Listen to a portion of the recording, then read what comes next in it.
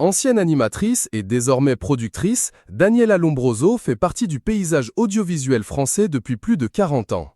Elle a animé moult émissions cultes, la fête de la chanson française de 2005 à 2011, Shabada sur France 3 ou encore L'oreille en coin sur France Inter.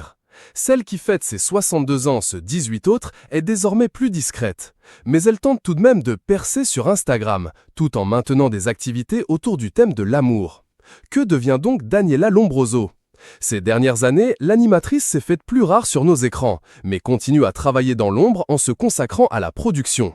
Sur le plateau de Touche pas à mon poste, Daniela Lombroso s'est confiée sur son absence en tant qu'animatrice. Il s'est trouvé qu'à un moment, on a souhaité renouveler les générations.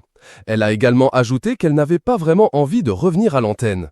Et de préciser, si aujourd'hui je refais une émission, ce serait par rapport à son contenu un peu différent ou des choses qui m'intéressent davantage dans la période dans laquelle je suis aujourd'hui.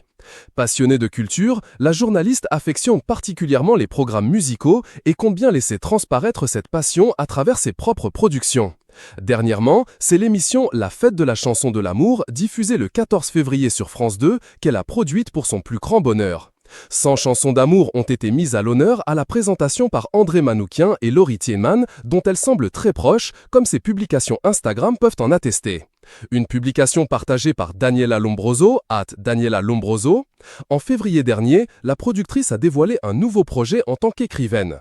Daniela Lombroso s'est associée avec Joseph Agostini pour mettre au point un livre commun, Les chansons d'amour guérissent le cœur du monde, aux éditions Robert Laffont. Un ouvrage qui explique comment les chansons peuvent être bénéfiques pour notre santé et notre quotidien. Au micro de France Info, l'ancienne journaliste de France 3 a expliqué l'importance de la musique dans sa vie. Ah oui, elle m'a sauvé, elle me sauve encore, elle me met dans un état de joie, de bonheur, d'euphorie. J'écoute beaucoup de musique et je pense qu'on est tous un peu les mêmes à ce niveau-là.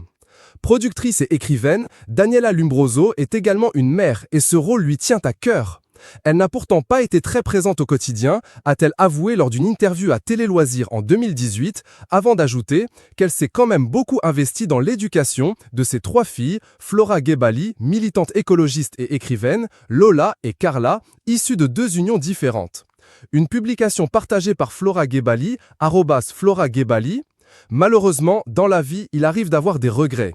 C'est aussi le cas pour Daniela Lombroso, qui regrette d'avoir manqué d'audace lorsqu'on lui a demandé de remplacer Bernard Pivot dans l'émission culte Bouillon de culture. Lors d'un échange avec Sophie Davant pour M Radio, elle s'est exprimée en disant « Moi, j'arrive, je suis une femme, je suis jeune, tout le monde va me dézinguer, je ne vais pas y arriver. Et donc, j'ai refusé cette proposition. » Une opportunité loupée qui lui laisse aujourd'hui encore un goût amer.